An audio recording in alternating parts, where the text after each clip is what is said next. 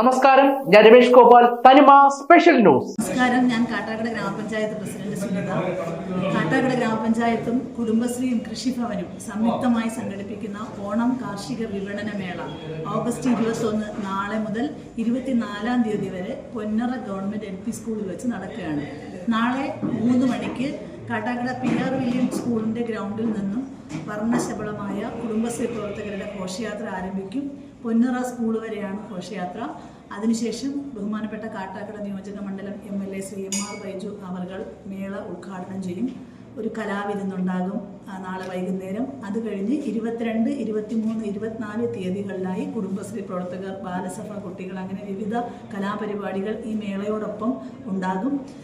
എല്ലാ നാട്ടുകാരും ഈ മേള സന്ദർശിക്കുകയും കുടുംബശ്രീ പ്രവർത്തകർക്ക് എല്ലാവിധ പ്രചോദനങ്ങളും നൽകണം.